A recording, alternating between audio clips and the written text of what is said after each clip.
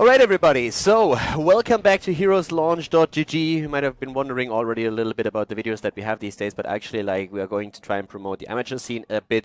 These guys definitely need way more exposure, and of course we're talking about the European scene right now. In the North American scene you have a very similar league as well for all the gamers out there that can't really make it to Grandmaster, and of course that's Chair League, but in Europe we have heroeslaunch.gg, and today we are going to start with the Forever Alones going up against iNsiders, and this is Division 2 game, so we have a couple of Division 1 games coming up later, but right now we're focusing on the first one of the day.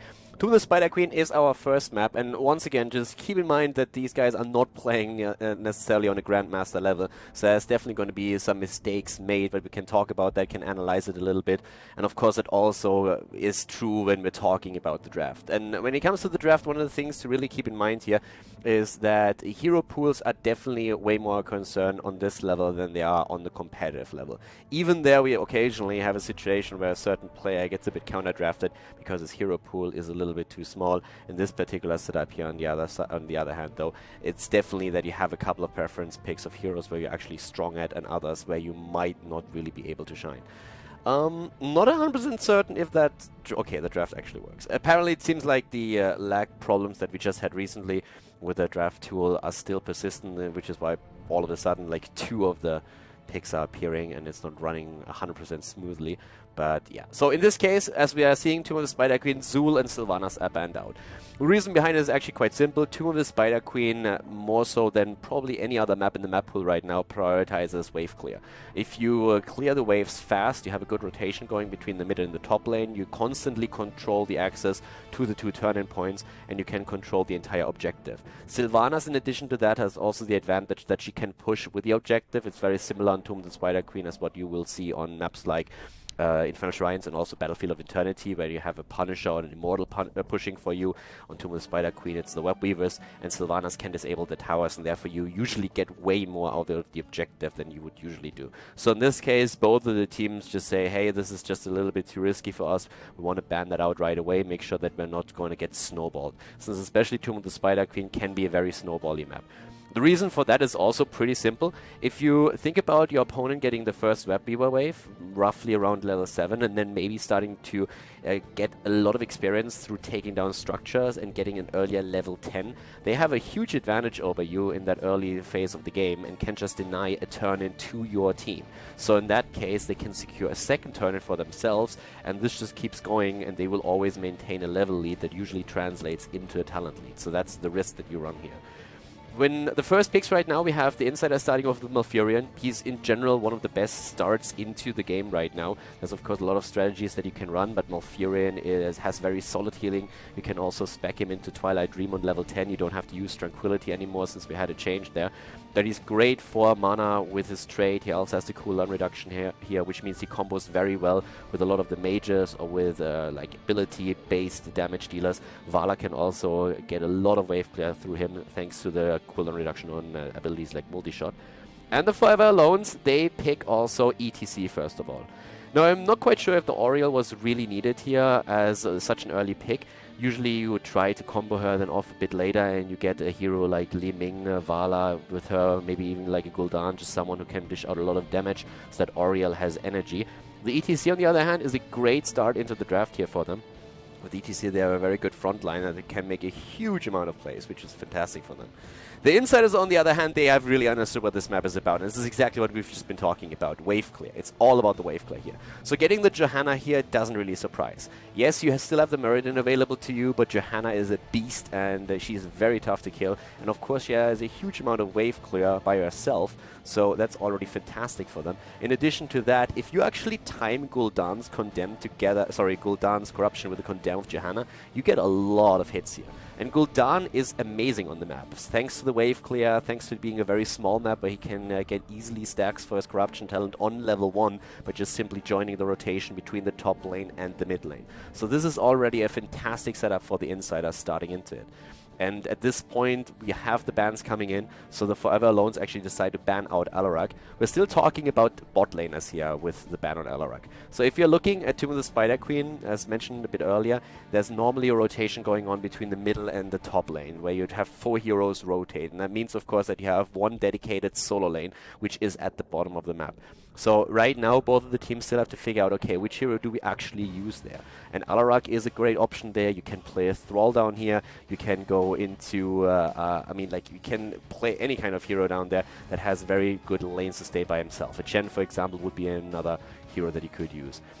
We have Tychus banned out now, though, for the Insider, so they're a little bit afraid of his damage. And with the picks that are now appearing, you see that the Forever Alone's actually going into the Thrall for the bot lane, and they have a Zarya now as well. At this point, with Oriel, I'm not really 100% certain if they needed to pick Oriel this early, and Oriel still needs someone that is able to give her enough energy.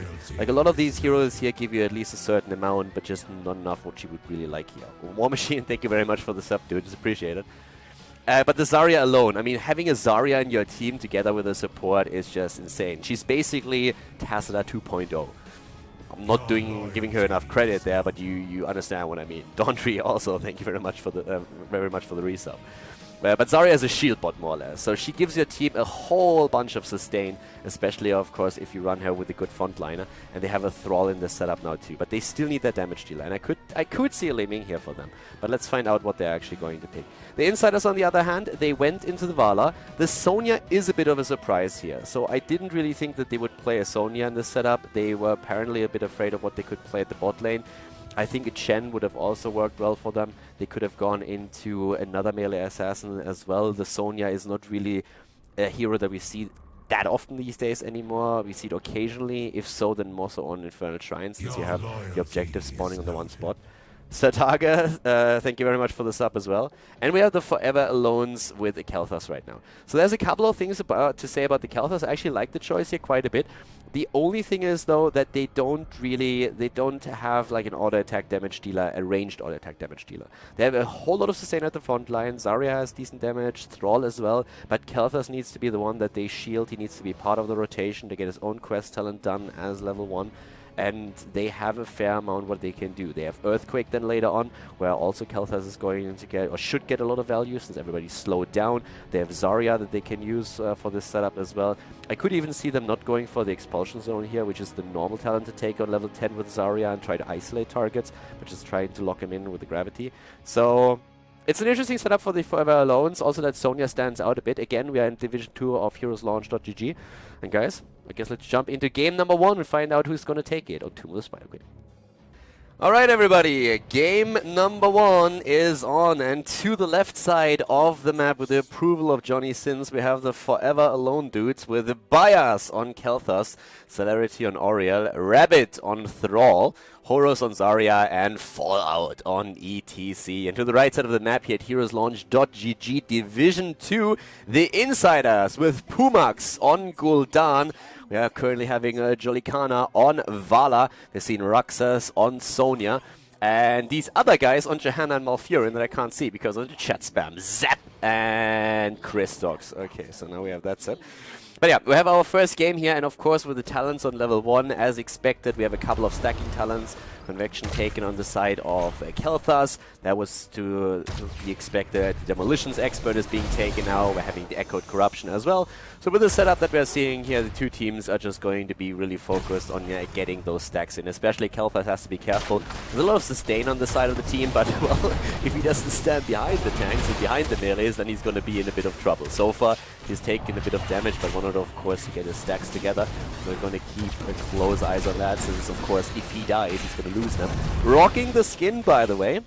Looking pretty solid here. So the new skin and also the doubloon. And at the same time, Vala heading straight into the Hot Pursuit on level 1. Nothing out of the ordinary here. And this is the battle, of course, for the rotation. Both teams trying to win that. Whereas at the bot lane, Sonya and Thrall have taken position. And the rotation is still going on. Again, this is heroeslaunch.gg, so head over to the website and check it out if you want to participate. If you are interested in playing the European amateur scene. North America, of course, has their own equivalent with Share League, so you might want to check that out if you're actually living in the US. And yeah, for now here in Europe, we're actually seeing this game starting off pretty nicely. Both of the teams just trying to make sure that they get the rotation, that they get the wave here. Nice attainment strike here. No follow-up though. Fallout also all the way at the front. Very eager to get all those gems. Gets rooted in place, but still safe. Zarya, of course, helps a ton with all the shields here, and Celerity with the heals, but Bias on this Kalthas in the back line is just dishing out the damage with the flame strikes. Didn't really get a whole lot of stacks yet though, so he was missing quite a few of them. 2 stacks only for him, whereas Gul'dan is doing a fairly decent job with 16 stacks reached. Oh, Johanna has to pop the Iron Skin. Fallout slides a bit too early, can't lock her down because the Unstoppable is still in play. We also have Regeneration Master taken for Johanna. And besides that, we're seeing Malfurion with the extra visions thanks to the scouting drone. But at the bot lane, as you can see right now, Rabbit and Roxas on Thrall, and Sonya still fighting their little dance here. And so far it looks like Sonya is actually doing really well for herself. At the top lane, this rotation game is still going on, and we don't have a single kill just yet. So both of the teams really just waiting for an opportunity to lock someone down. And damage could become a bit of a problem for that 4-man that we're seeing right now for the blue team. They have an insane amount of sustain here with that setup that they're running, but at the same time the damage is mostly being dished out by Kalthas. So as long as Thrall doesn't join these fights, they might have a bit of a problem dropping down on one hero and targeting him. On the other hand, they will survive nearly everything here if played it correctly. With the level 4 talents right now, we're also seeing more sustain on the side of their opponent.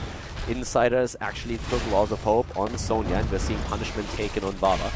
It's like one of the best talents when you play in the wave clear map. Multi-shot build, or at least the multi-shot hybrid, is more or less a must-have if you're playing on wave clear maps, like for example Brax's Holdout, Tuna Spider Queen. I would also very much recommend to use the same builds or the same variety of builds on something like Infernal Shrines, since wave clear is just absolutely essential there. With that being said, Elun's Grace on Malfurion is going to allow him to follow up on potential stuns here, or potential condemns with a root, and he does exactly that from a safe distance right now. So good pressure against Kalthas, who needs to be super careful. Gul'dan, by the way, is doing an excellent job with his stacks. He's at 28 already, Kalthas himself at 8, so he really stepped it up a bit, but he of course needs quite a few more to make sure that he gets the permanent extra damage, and that's actually something that he really needs to look out for right now. He's the mage damage dealer. The worst thing that could happen to them is if they lose a Kalthas a couple of times and he never is really able to complete the quest talent. And he is actually moving out fairly aggressive to the right side. Going for the kind of flank is something that could cost him his life eventually. He needs to be extremely careful with that. Has 10 stacks by now, but should probably stay a little bit farther behind ETC and make sure that he just gets those flame strikes in from a safe distance. If you're playing Kalthas in this setup, it's really crucial that you don't die. So play it as safe as you possibly can and don't try to overextend, because if you do just one moment and your opponent jumps on you and die, all that work has been for nothing, and then, yeah, your team is going to suffer a lot. At the bot lane, by the way, it seems like Sonya is winning this quite handily. The fight's still going on here. 11 stacks, by the way, on Kalthas, but he needs to get some mana. He's actually running very, very low here. And that also starts to affect Oriel, because she just doesn't have the energy available anymore if Kalthas isn't able to get his damage out. Rabbit himself, rather low. The blue web weaver is descending first, and that's actually like, pretty good for them. Because right now we have them in a bit of a weird situation where the damage output on the side of their opponent is going to skyrocket very soon, since Corruption talent is nearly completed. 5 minutes in, Gul'dan is at 33 stacks, so looking very good here. We have also a lot of damage, by the way, taken now with Sonya going straight into the follow-through. Now, not 100% certain if that is really the best talent for her to take here. Even if she would have gone into Ferocious Healing, that death down here was more or less unavoidable, so that wouldn't have changed anything. But it's a little bit atypical to see a Sonya going into her level 7 follow-through. Normally you only see that if the team is afraid that you don't have the damage in those fights, but given that they're running a Gul'dan and also a Vala, I think they should have really gone for the extra survivability with Sonya, since she is going to try and look for those fights and trying to go deep in these situations. Kalthas, in the meantime, has already continued his stacking. He's up to 12. He's still a little bit low on that. We're seeing also for Oriel the Glimmer of Hope taken. So that's actually interesting, because this is a talent that we usually do not really see for her. But the Web Weavers have so far done some solid damage. Yeah, Kalthas still trying to get his stacks in. he's a bit aggressive with that. So I would really love for him to play this a bit safer, especially since oftentimes in these situations he doesn't have the vision that he would like to have. I can't emphasize enough, if you are really a Kalthas in this situation, you need to play it safe because your team really depends on you with the damage. If he doesn't get that damage in later on in the game, then they are in trouble come mid-game. And that's something where if the opponent collapses on him, they're very likely to even lose the game because of something like that. The Red Web Weavers are now descending, and the big advantage for the Insiders here is actually that they have the even experience, even though they already had to fend off one of the Web Weaver waves. So we don't see that early snowball that oftentimes is very typical for the map, where a team is able to get a double turn-in because they get an earlier level 10. The experience lead that we've seen for Forever Alones did not really work out the way they intended. Whoa! The money route against 3! Celerity and his Oriole is also in a bit of trouble. The Web Weavers, they start hitting. Well, Bias on his Kalthas, by the way, has 15 stacks by now and is, of course, trying to get that completed. He needs another 5 and then he's golden. Another 4 at this point. Up to the top lane, Thrall, who apparently, like, I didn't even realize when he went up to the top lane, but he's currently dealing with Gul'dan, so Orc against Orc. But I have to admit that I think Gul'dan is going to rip him a new one here. Unless, of course, Thrall can hard engage, but with Web Weavers in play, that was a bit unlikely. Web Weavers have been defeated now, though, and we're seeing the Earthquake taken. We have still the Expulsion Zone, trying to go for the Isolation, so they have to make sure that they don't, by accident, use that together with the Earthquake, or that could cause a bit of confusion.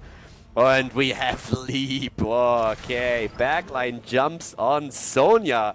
Kalthas, now you have to be careful. Kalthas, until he has those 20 stacks, needs to be more careful than ever. If Sonya sees him, she is going to make that leap, and he is going to be toast.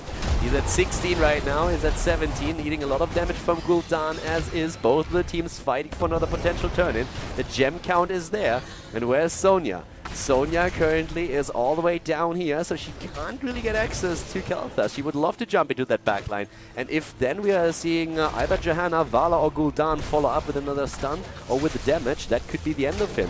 If they can get the drop, it would be fantastic, but it looks more and more like Kalthas is going to complete the talent. 18 for him so far. Turn-in is there. Blue Web Weavers. Here comes Sonya. We're still seeing the slide up at the top. Fallout not using his mosh pit just yet. Bias is moving away. Sonya leaps and misses. Bias goes in, is on 20 stacks, gets it and dies. Wow, they lose 4 heroes. The leap didn't even hit. It's a 4-0 in the fight. The Blue Web Weavers will not do anything, but Kalthas at least completed the quest talent before he died. So, yep, that was a really close call. I mean, yeah. If Sonya would have hit that stun, he would have died before he completes the quest talent, and that would have been damage bye-bye. But, okay, so they still have a fighting chance here. Still, losing 4 heroes here is, of course, really, really bad. I don't think I have to stress that.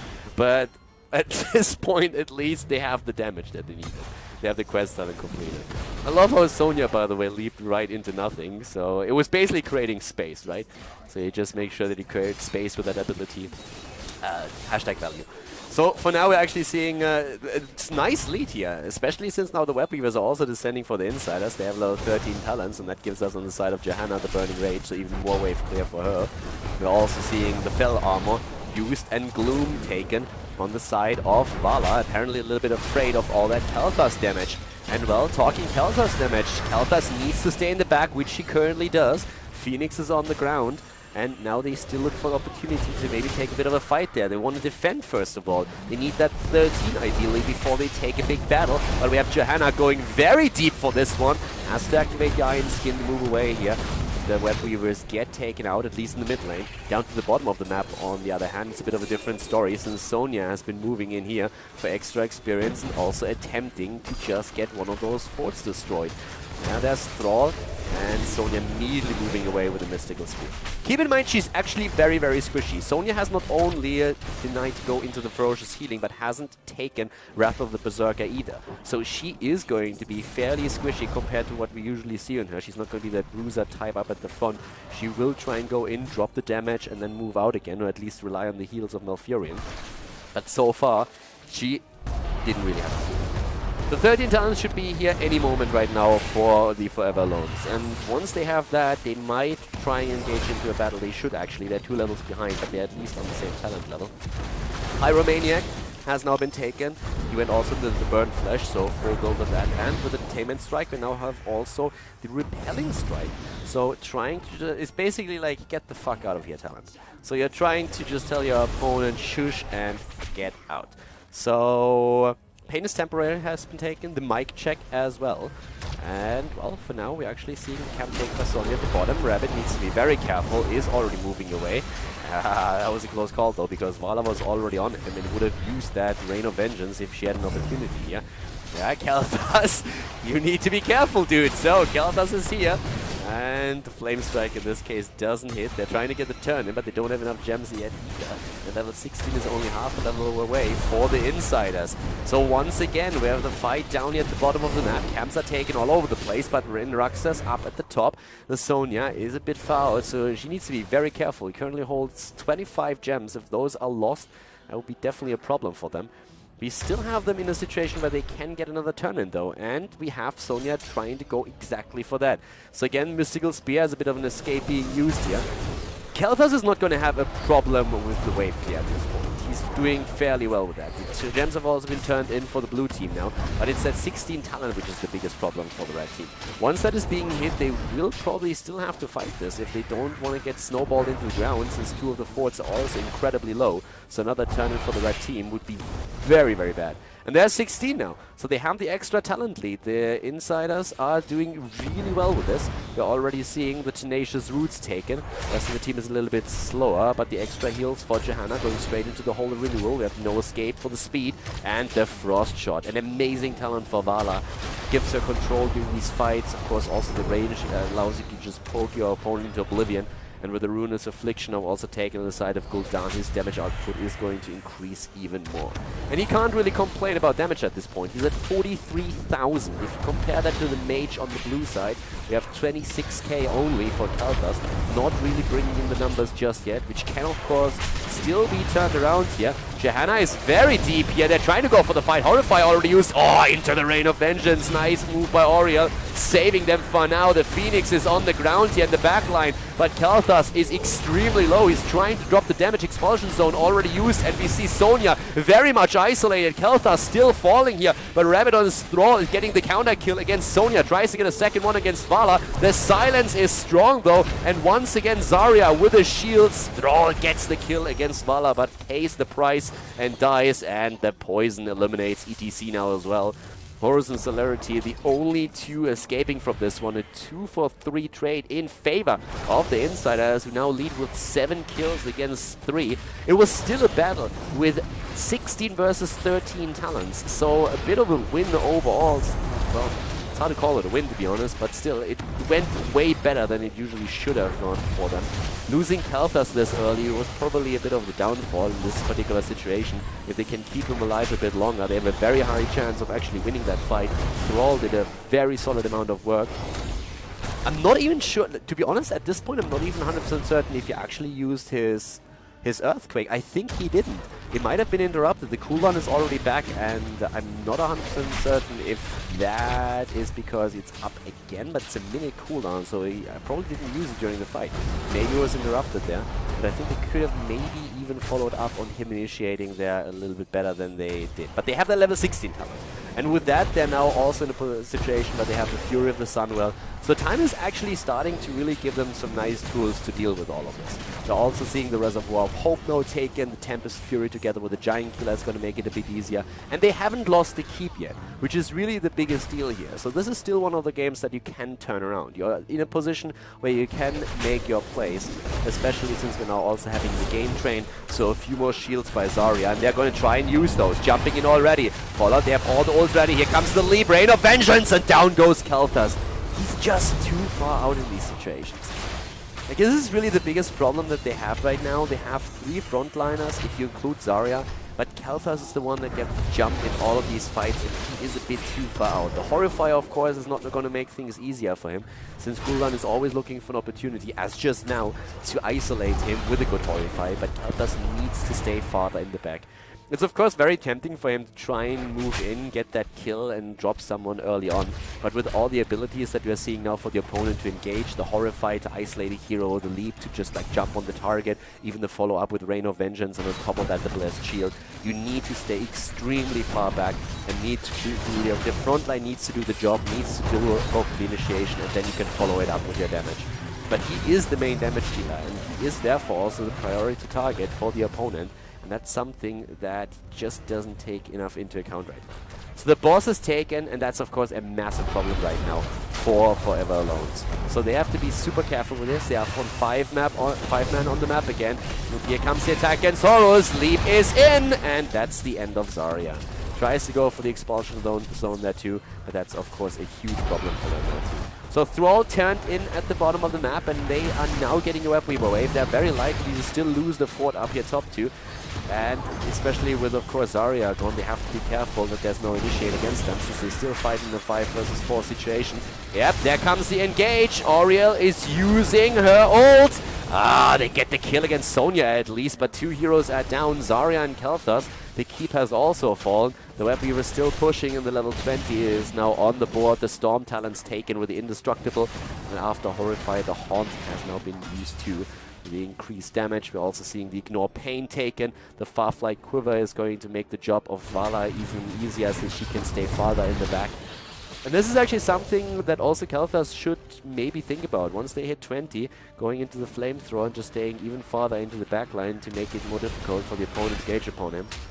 Of course, a couple of choices of what you can really go for. The Rebirth also used properly can be very, very nice. But at this point, let's double check how the blue team is going to try and play this. They first of all need Khaldor back on the board. And, I mean, to be quite honest, considering the gem count that we currently have for the red team, they might... I mean, they might have to fight here 16 against 20 talents. Not like they might be able to just like soak to 20, but it's not going to be easy, to tell you the truth, considering that we're having another turn and potentially for the red team. They are going to try and get it, and they're very likely to complete that. So either you force the fight now and try to set a bit of a trap, or you are willing to defend against the Webweavers of your opponent. Forcing the lanes back would already help, since the Webweavers would start farther back, so that would be one way to try and deal with this a bit. We are seeing both of the teams just 5-manning it at this point, trying of course to just like dominate, or push the lanes out. Once again, Horus just poking away with the Zarya here. They have 19.5 nearly, but it's 3 gems away from another Webweaver wave being put into play. If they can land a good mosh pit, there comes the leap, and the follow-up is immediately there. Horrify already used, and this could be the end of Khaldor once again, and EPC follows suit. Yeah, Thrall uses the Earthquake here as a disengage tool. They're trying to get away from them. But of course, right now, the signs are all leaning towards the red team, the iNsiders, taking this first map here. They're playing this really well. 12 kills against 4 thus far. If we're looking at the damage, we can see that especially Gul'dan, of course, had a field day here, protected by that front line and never really under pressure. He could just like throw out those corruptions all day long. It is by now at 75,000 damage. More than double the amount of damage that we're seeing on Khaldor. So had a really rough time, dying 5 times in this match. So 12 versus 4, the blue team is trying to somehow defend this, but especially the bot lane is pressuring very hard with the Siege Giants taken before that too. Level 20 talents would be fantastic for the Forever Alones, but they need that. And I'm not quite sure if they can get it. They have to defend here. They lose Zarya right now. Leap is not up. Zarya, on the other hand, saved by Auriel. That was a good one, but can she stay alive? The heals are there. The leap is ready, and somehow Zarya is able to escape. They have the level 20 talent and take that immediately. Fires needs to get the damage in right now. Expulsion zone used. We could see the end of at least Sonya, and yes, but Thrall died as well. Thrall is down, Gul'dan nearly falling. They're chasing Auriel, they get it with a multi-shot. Pumax barely surviving there, but him still being alive is a massive issue. Even with the 20 talents, they can't really make anything happen here, at least not for now. Flamethrower hasn't been taken. That's good damage against at least Gul'dan, but can they follow it up with a kill? The Webweavers are still attacking here. Roots on the ground. The end of Zarya is imminent. She's down. And once again, the attack against ETC himself, who slides away and will be able to escape, but it doesn't matter anymore. The game is over, and the iNsiders are taking win number 1 in the best of 3 series.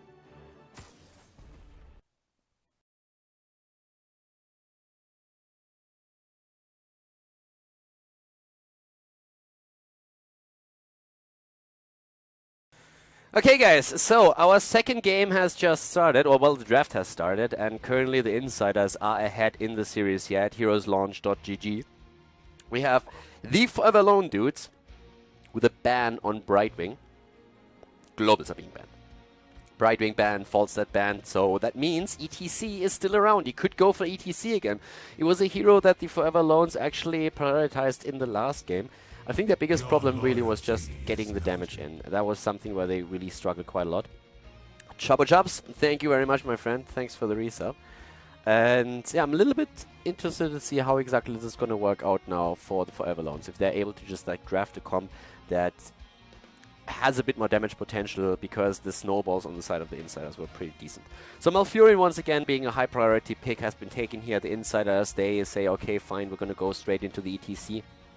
And they also lay down the law with an early Tychus here, who of course can, with a grenade, easily interrupt tribute channels. He is great against tanks, can melt high hit point heroes away, and is overall very solid, especially of course wants to pop the Odin during fights, over tributes, over bosses, or as a defensive tool or when you attack. So the Forever Alones, in this case, what are you going for here? I mean, first of all, heroes that you can definitely consider at this point. We can, once again, looking at a potential Zarya comp if they want to do that. They did that in the last game. She adds a lot of sustain to the lineup overall. When we're looking at the tank line, you can go into a Muradin, you can go into a Johanna here. Damage is still all on the board, so you can prioritize maybe a Vala, even you can go into a Liming, great for the interrupts as well. But they are actually trying to pick one of the few last globals up that is available, and that is in this case the Haka. So that could counteract the potential stage dive on ETC to a certain extent. You can also use him as a ganking tool, but it's unlikely that the Haka is going to be the only frontliner for them. We rarely see that. So it's very likely that we're going to have another second melee hero, and if you want to play him as the main tank, then we're probably at least going to see something like a Thrall being played by them. We have Liming on the other hand now taken, so we already have quite a bit of poke damage. We have a good synergy with Malfurion and Liming thanks to the cooldown reduction. She's going to get a little bit more out. We have the Haka as a setup to just like use the map, good wave clear on the map, can then move in with a Bush Stalker. And at the same time now also we're seeing the bans come into play. And for the insiders, it actually means banning out Zarya. They've seen on the last map that the Forever Alones are playing Zarya in the setup, that they enjoy a comp like this where you have the extra shields and everything. And unless you want to play a Varian and break through the shields after 16, in this case, it's really annoying to deal with. So Zarya is being banned out for now. She, of course, gets also a lot of value with the expulsion zone. I mean, you can gain bosses, you can just completely isolate the opponents, heroes on the opponent's team when tributes are being fought over. There's a lot of really narrow nooks on this map, so one of these things, one of those ults can completely wreck you. It's basically similar to what we see oftentimes after 16 on Tyrael, when he has his holy ground. The Forever Alones are trying to put a little bit of a healer choke on. Personally, I don't really think that healer chokes are a thing anymore.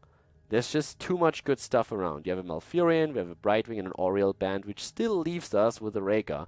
And Rhaegar is just still quite strong. Some teams have started to prioritize Rhaegar over other heroes again. Then we have certain teams like, let's say, the Russian Circus, or even in the Korean scene, that start to play a lot more with Charism.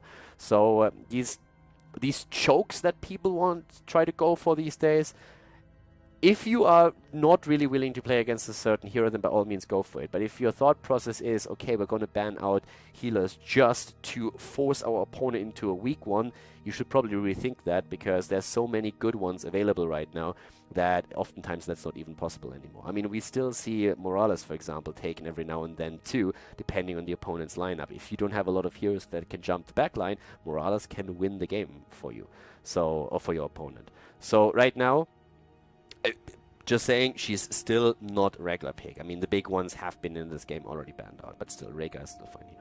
So the Forever Alones with their second with their second tank right now, as expected. It's a Johanna, so more interrupts with the shield clear against the potential tribute takes. Could go into, I mean, let's see what the damage deal actually is.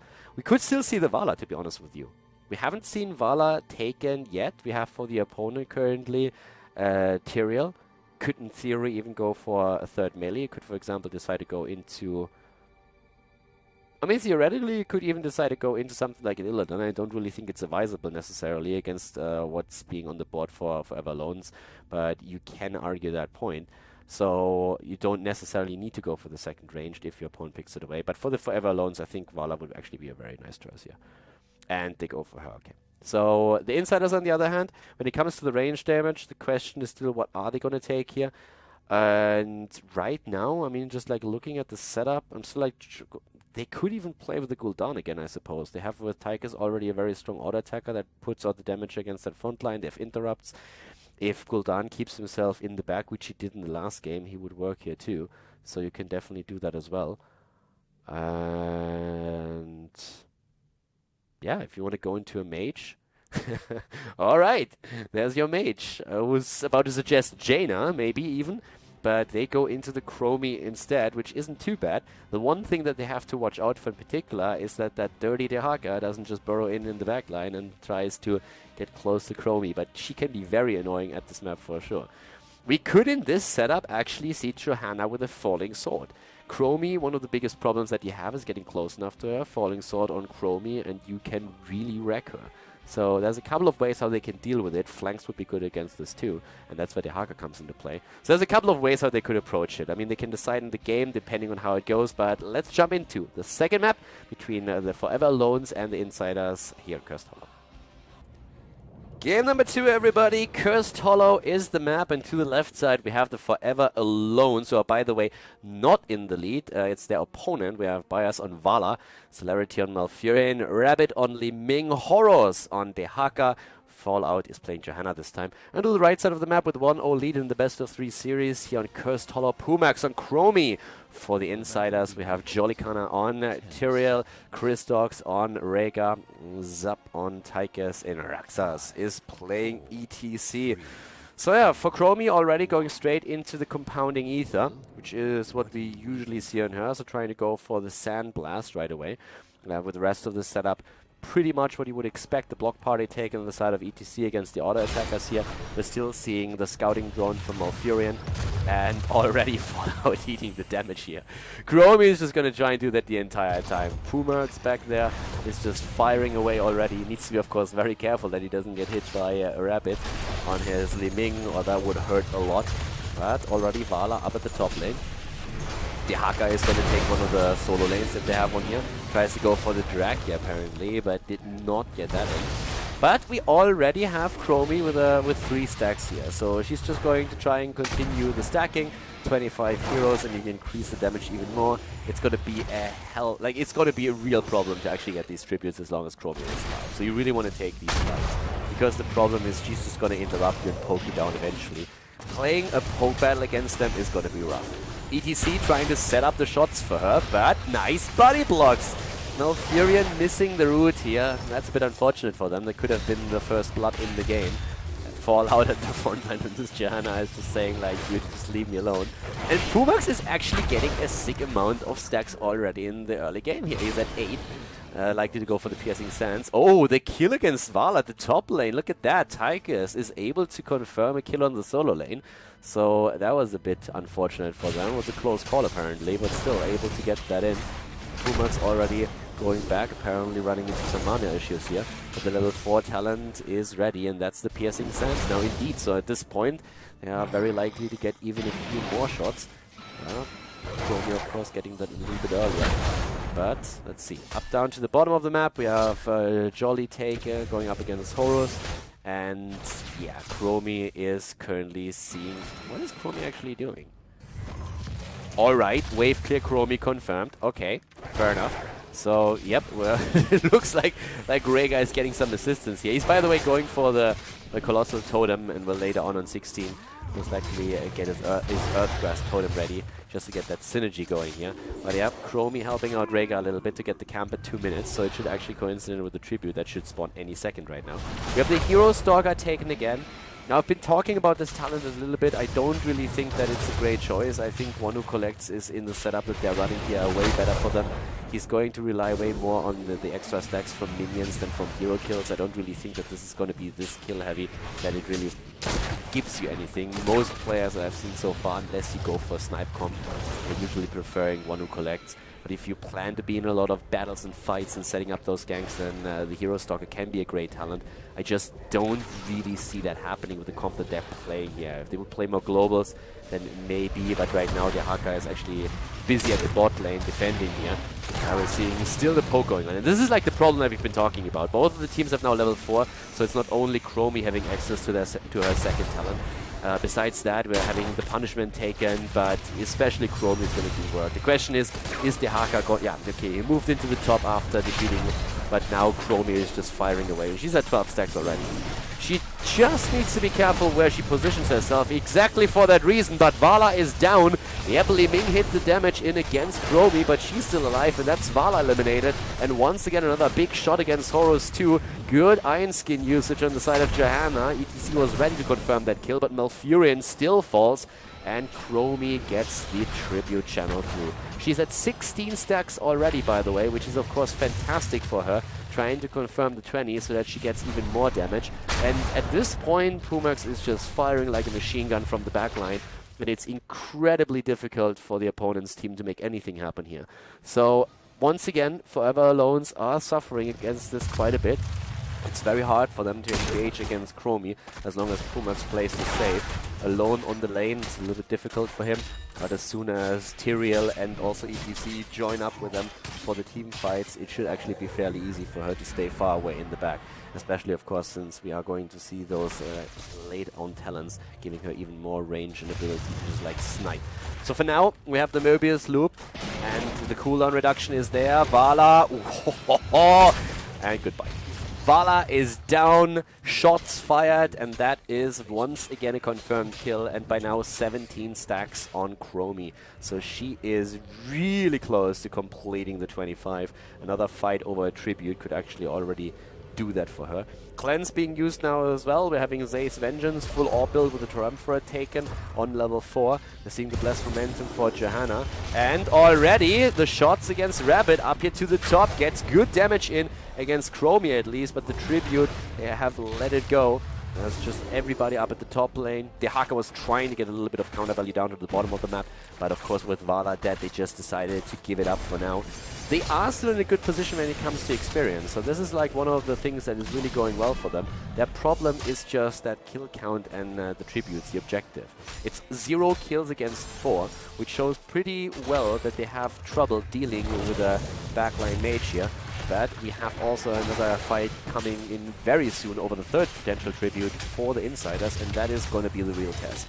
Level 10s, of course, are going to change a lot of the things here now too. Once we enter the mid-game with the heroic abilities, we can definitely see a bit of synergy there. But they are suffering so hard in this, and it's like 20 stacks already.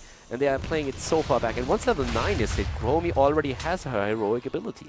So in that case, she can start to really set it up for additional damage, which she probably will. And yep, there we have it. Temporal loop. So if she plays that right, she can of course get those kills in. Now we have a cleanse available, and there's still sometimes on lower leagues at least the misconception that you can't cleanse out the ult of Chromie. You can, you just have to time it right.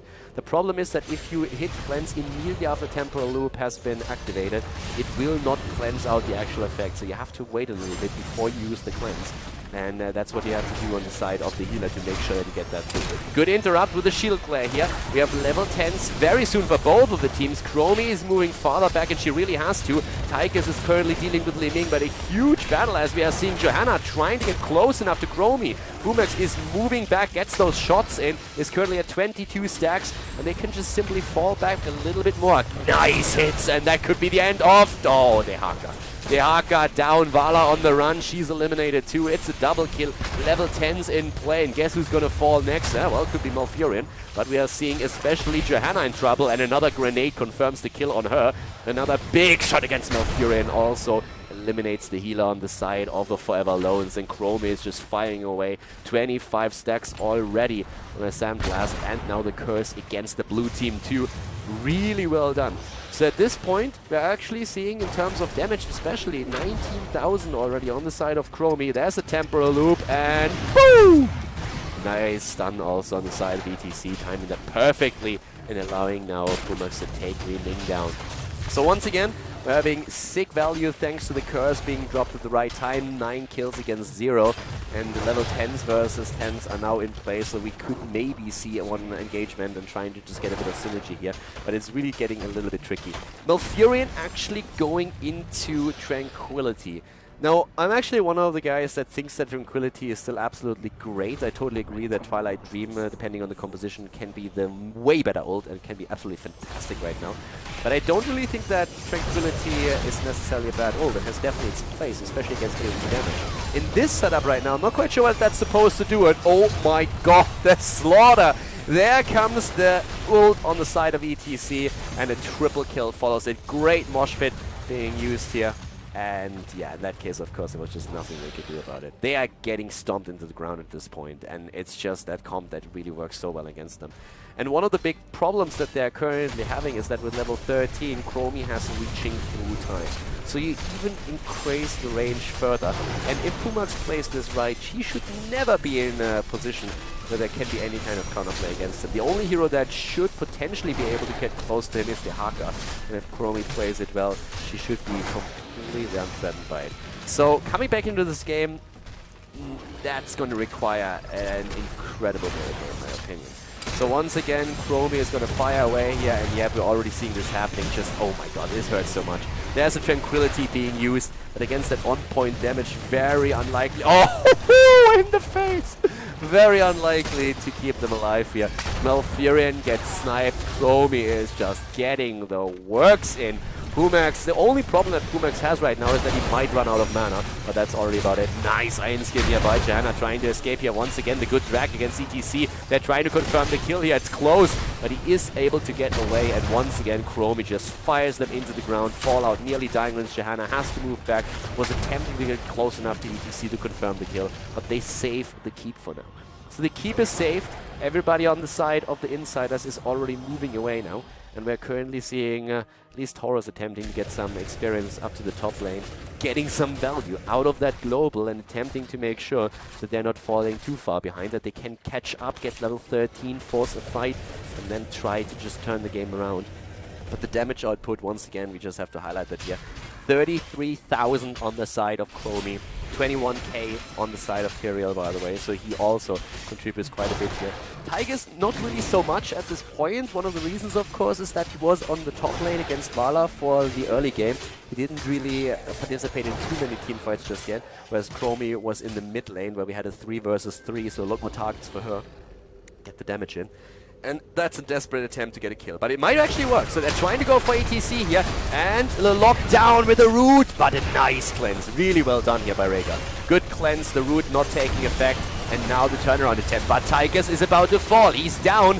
And there we have Vala eliminated, and immediate sanctification on the side of Tyrael is turning the fight. Celerity on his mouth, trying to save them. Good fight still, it could work out for them. If Fallout is able to survive a little bit longer. Oh, the kill. Chromie again. It looked good for a moment, but now they lose 3-4 heroes as the Haka dies too, and it's going to be a team wipe with the end of Liming. For a second, it looked like they might be able to make something happen here as they got the damage in against the entire setup on the side of the iNsiders. But then Chromie happened once again. And this is, of course, a huge problem here. I mean, you have all these corridors where it's just so easy for her to hit the damage and just get a straight line hit against 2-3 heroes. And therefore, it's just so tricky dealing with her in these situations if you're already behind. So they go for the boss right now. They will claim that quite easily. They also have the level 16 talents in just a few seconds. Having on 13 the Tempered by Discipline taken on Vala. I'm actually not quite sure why. I personally would have really preferred Gloom, I guess. You can use it if you time it properly after the temporal loop. Of course, with Chromie, it's oftentimes quite difficult to actually see when those shots are coming. If you react in time, activating Gloom here can save you. But especially when you have the temporal loop on you, using that would be a pretty good move. I'm not sure if Tempered by Discipline is actually going to do anything for her here. So I think that could have been a different choice. We also have the Cannoneer taken now. And actually, that's something that I didn't really expect here. So Liming trying to make a couple of these plays. I'm not 100% certain if that really synergizes well with the level 7 talent. I would have preferred, if you go into that build, to maybe see Calamity, as he would already go very deep for that anyways, and then maybe even Dominance on level 4. But overall, just trying to get the damage out. I guess they're just attempting to somehow take Chromie out so that they can force these fights. But the boss is now there, and of course, guess what? Chromie is going to shoot more. The shifting sands are now used as well, and she is just firing away, and the boss, of course, at the front is making that happen. Oh, the mosh pit interrupted. ETC gets the ancestral treatment. Sanctification on the ground as well. Already Malfurion trying to save them, but Chromie is just fighting away. The boss is down. Here comes the slide again, and oh my god! The damage! A double kill, Vala and Johanna eliminated. Horus is there, and Pumax is just... wow. Like, he is just hitting them left and right. The rest of the team stacks them close, and it's just a perfect synergy that we have here with their plays. Really well done. Those guys, they run like clockwork right now. We have Rhaegar keeping everybody alive. Good cleansers from Christox, Raxus with his slides. Always making sure that he has several targets in so that Chromie can get these easy kills and easy hits. And she's at 53,000 damage. It was a bit of a thank you message. 45,000 on the side of Li Ming still, but especially with all those sanks that we are coming from Tyrael, the shields that he's providing too, they are doing extremely well here. So we have 22 kills against 1. Tiger's the only griefer on the side of the iNsiders, but another tribute is on the map, and this kid is the second one for either one. Pumax trying to get into position, and here comes a 4-level lead. EDC is in again, and oh, Rabbit barely keeping himself alive. ETC is about to fall. ETC is down. The shots are fired. Rabbit is low, but still survives. They're going for it again. They're trying to drop Tyrael now too. 5 versus 4. And the retreat covered. Quick heals as Celerity is attempting to keep Bias on his Vala alive. Tyrael is still very close to dying, but survives somehow. Chromie missing a few shots, and that is actually tribute in favor of the blue team. Chromie gets the damage in, but is not able to confirm a kill here. So in this case, not working out for them 100%. Bias was close to dying, but still 22 kills against 2. So they still are in the game. Of course, they're like super far behind. They have level 16 in just a few seconds though. And we've been talking about this during the first game, and I want to highlight it again. It doesn't matter how well the game goes for you. You can have 22 kills against 2. Once that it's level 16 versus level 16 talents, you're in a situation in which you can lose the game. One lost team fight and the game can snowball against you. The big advantage is really that keep taken at the top lane. We have also Seething Hatred now taken. I would have preferred the Frost Shot here, going for the full hybrid build. I think the range poke is something that we need in this case. We're seeing them checking the bushes for now. With the talents that we are having on their end, it's now Mirror Ball as well. We're having the Elongated Tongue. And yeah, another tribute up at the top. They will probably let this one go and try to go for a boss as an exchange. They know that they can't go into that position in time. The boss, though, is going to be attacked right now, and Tychus is on the way. So they need to face this right now, and Tyrael needs to drop his Sanct. Oh, and he can't. Stunned and eliminated. Tyrael is down. Those shots are fired, 5 versus 4, and again, it's even talents. We are fighting on even talents right now. They're still trying to go for the boss. The heals are out. Probably Trank has to be used. He should use it. He should save them here. He should use his Trank and just move in, but the boss is taken. They're trying to go for it again. Here comes the Trank finally. Bit late even, and the Haka goes down as a result. I would really have loved to see that ult a bit earlier. I think they would have saved the Haka with it.